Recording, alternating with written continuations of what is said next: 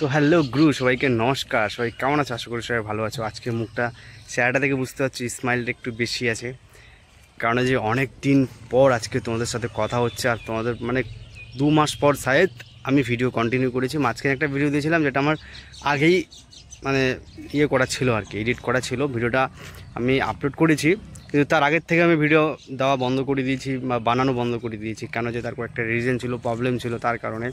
তো তোমাদেরকে একটা সারপ্রাইজ দেখাবো আজকে, মানে খতরনাক একটা সারপ্রাইজ। আমার রেডিতে সবাই?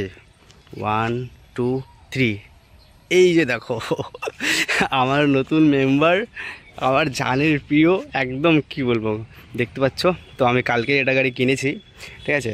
একদম আজকে পুজো দিয়ে আমি নিয়ে আসলাম। কেন পুজোর ব্লগটা আমি বানাতে পারতাম ভাই, মন্দিরে গেছি আমি, তাই কারণে আর কিছু বানালাম না। এই যে দেখো গাড়িটা, উফ মানে কি বলবো ভাই, কিছু বলার নেই। কেন আমি এর আগে আমার জানো তোমরা হাইক্সবানার ছিল, তার আগে আমার ছিল NS 160। NS 160 ঠিক ছিল, ঠিক আছে। তারপরে যে আমি হাইক্সবানটা নিলাম না, প্রচণ্ড ভুল করেছিলাম। কেন যে ওদের হ্যান্ডেল ক্যাপাসিটি, ওটা ক্যাফি রেসার বাইক, তোমরা ভালো করে জানো। আমি তো ট্যুরার একটা মানে ট্যুর করি, আমি শর্ট রাইড খুব কম করি, বাট আমার চ্যানেলে তোমরা শর্ট রাইড বেশি দেখতে পাবে। কেন রিজন যে এটাই, হাইক্সবানটা নেওয়ার পর আমি ট্যুরে যেতেই পারতাম না, কেন যে হাত ব্যথা হয়ে যেত, ঘাড় ব্যথা হয়ে যেত, ওটা প্রচণ্ড ঝুঁকে চালাতে হয়। তো তার কারণে ওটা সেল করে দিয়েছি। আর প্রচণ্ড টেনশনে ছিলাম, মিনিমাম 2 মাস ধরে আমার মাথা হ্যাং হয়ে গেছিলো একদম, কি বলবো। আজকে দেখতেই পাচ্ছ ভাই, এখন লম্বা লম্বা ট্যুর হতে চলেছে, আর খুব সুন্দর সুন্দর ভিডিও দেওয়ার চেষ্টা করতেছি তোমাদেরকে। তার কারণ এত ইনভেস্টমেন্ট ভাই, খতরনাক আছে। তার তো দেখতে পাচ্ছি আমার হেলমেট, উফ গাড়িটা যা চালাতে স্মুথ গাড়ি। তো চলো পুরো ডিটেলসে তোমাদেরকে মোটরব্লগিং সেটআপেই দিচ্ছি। মোটরব্লগিং সেটআপে তো খুব একটা সুন্দর ভিউ দেখতে পাচ্ছ। এখানে একটা রাস্তা আছে, মেন রোডের পাশেই এই রাস্তাটা আছে। ওই সাইডে মানে তাল গাছ আছে, আর হচ্ছে তোমার নারকেলের গাছ আছে। ওইদিকে আরও প্লেসটা ভালো আছে। তো দেখতে পাচ্ছ, চলো এটা রাইড করে আজকে তোমাদেরকে বলবো সব ডিটেলস।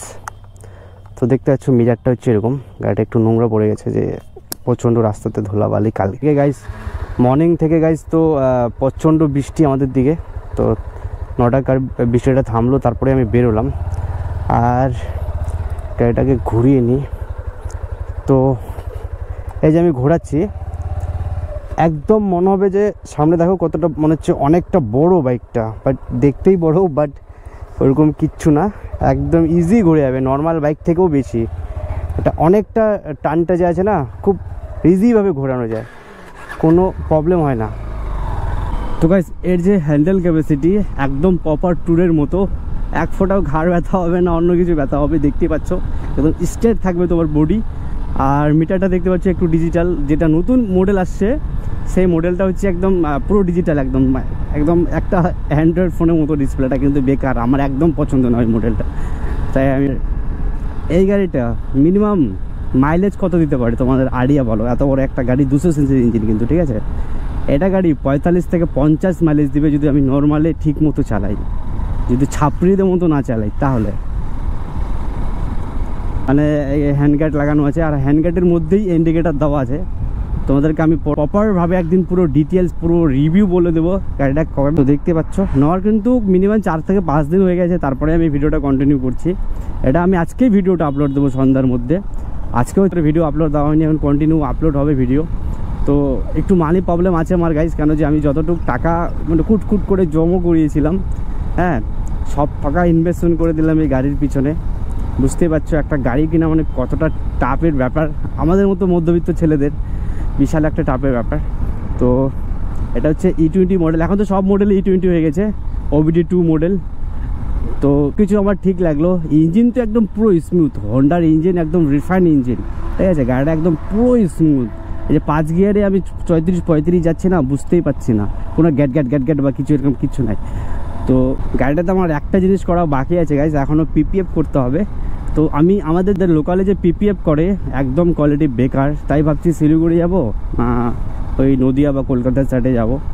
তো গাড়িটা নিয়ে কলকাতা যাওয়া তো একটা টাপের হয়ে যাচ্ছে। তো শিলিগুড়িতে কেমন না কেমন আমি আজ পর্যন্ত করিনি, বা ওরকম তখনই চিনি না যে PPF কেমন করে আর কি। তো আবার একটা জার্নির ব্যাপার আছে। তো তাই ভাবছি শিলিগুড়ি যখন যাব তখন একবারে ওই পাহাড় সাইডে একটু ঘুরেই আসবো।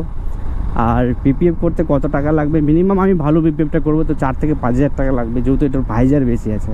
কেন ওরা গাড়ি দেখেই চুজ করে যে কোনটা গাড়িতে কত পড়বে, যেটাতে এটা ভাইজার অনেক আছে তো একটু বেশি নেবে, যেগুলো ভাইজার কম নিকেট বাইক সেগুলো একটু কমই নেবে।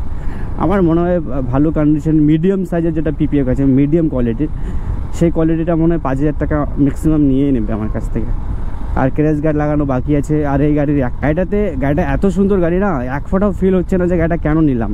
মানে আমার পারফেক্ট হাইট হিসাবে গাড়িটা প্রচণ্ড হালকা, 147 কেজি ওয়েট আছে গাড়িটাতে, মাইলেজ তো দূর। এই গাড়িতে একটাই প্রবলেম গাইছে কি, যে হেডলাইটটা একদম খুবই কোয়ালিটি খারাপ, কি বলবো, একদম লো কোয়ালিটির বাইকগুলোর মতো, 100 সিসির বাইকগুলোর মতো এটা হেডলাইটটা। তো আমাকে ফগ লাইট লাগিয়ে নিতে হবে। তো আজকের এই ছোট্ট ভিডিওটা এটাই ছিল। আজকের মতো ভিডিওটা এখান থেকে শেষ করলাম। দেখা হচ্ছে কোনো নেক্সট ভিডিওতে। বাই বাই, টাটা, দেখা হবে কোনো আবার নেক্সট ভিডিওতে।